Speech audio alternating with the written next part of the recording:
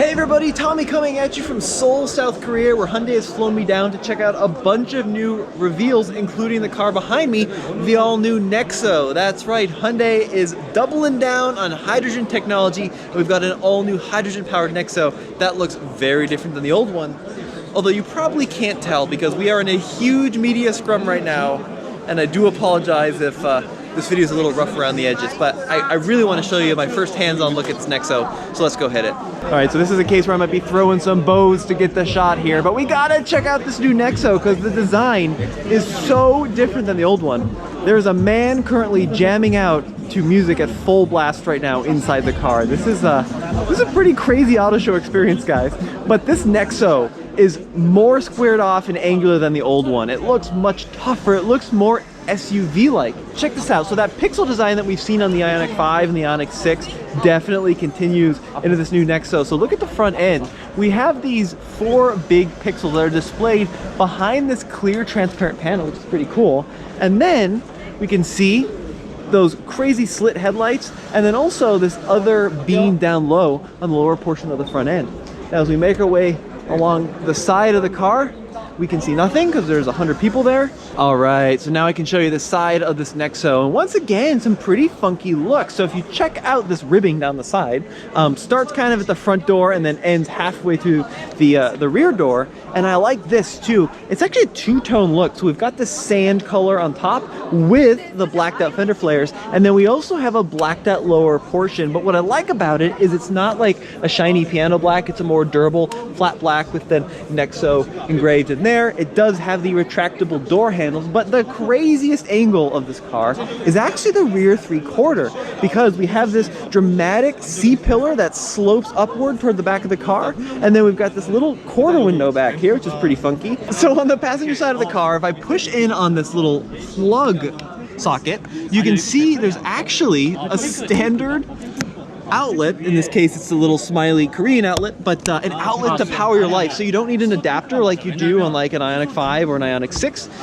for the charge port. Instead, they actually give you an exterior facing power port so you can keep things charged out, keep your adventures going. Pretty cool stuff. So I do have to confess something here. I'm sorry if the video quality is not up to usual TFL standards. I am incredibly jet lagged here at the Seoul Mobility Show, and I forgot my good set of mics which go with the good camera. So I'm kind of shooting on a potato.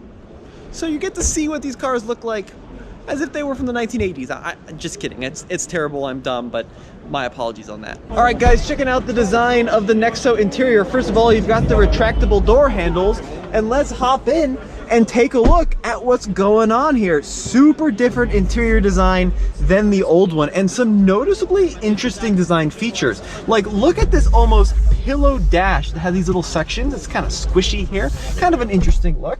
And once again, we see a lot of these silver accents throughout that we saw on the old one. They have the heating and the ventilated seat controls over here on the door, so for the heat and the ventilation. And then this car does have the door cameras instead of the door mirrors. This is not going to come to the US because these are not currently allowed in the US in passenger cars, but you can see how this works. There's a camera there on the little arm that projects this display here. So kind of a funky look, although my European colleagues tell me that these are kind of a pain in the butt, especially in the night and in the rain. So drop me a comment below if you think that you'd want this. The other weird thing is when you turn your head to get a better view, of course the camera angle doesn't change.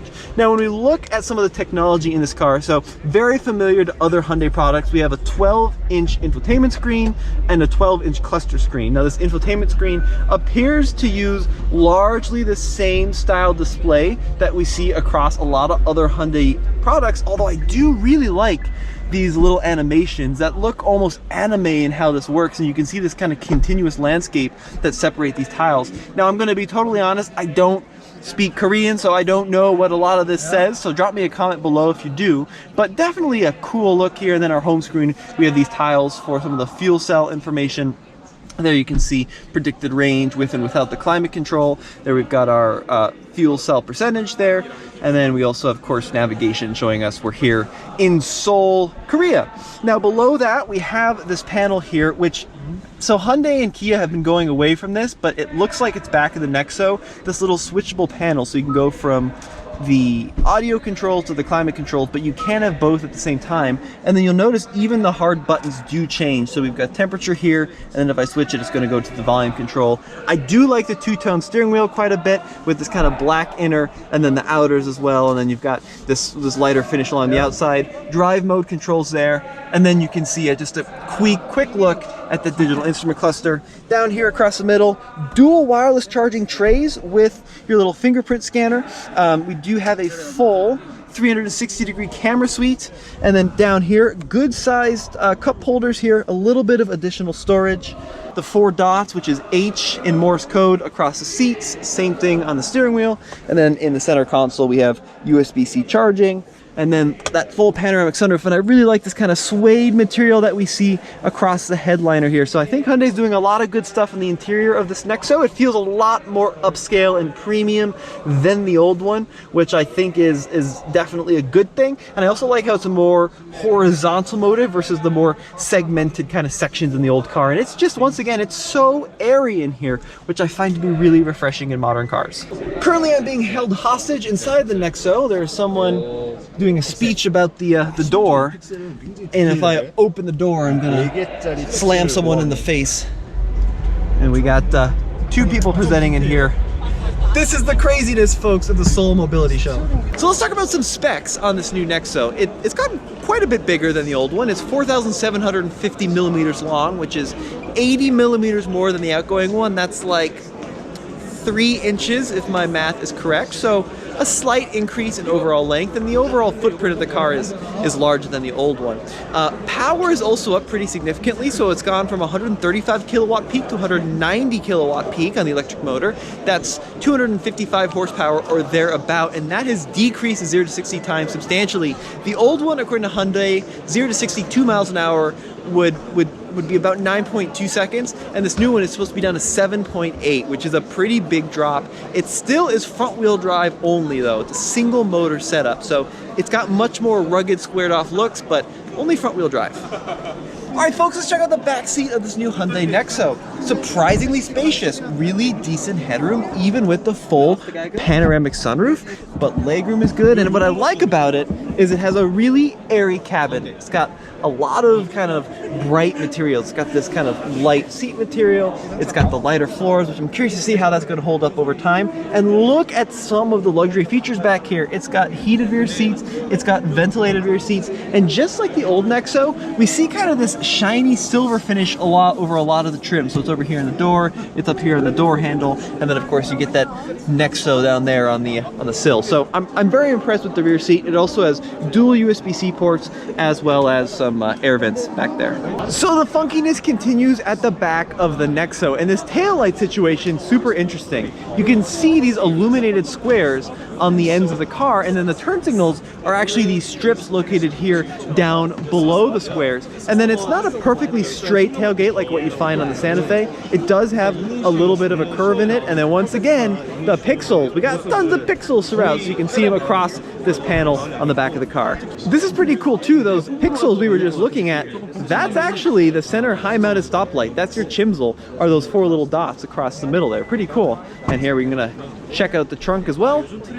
These nice folks lifted it open, and there's 19 people filming, but you can see that the trunk space is actually pretty generous, demonstrated there by some very nice people who have been back there for about 28 minutes. All right, everybody, so 700 kilometers of range according to Hyundai with a refuel in just 5 minutes.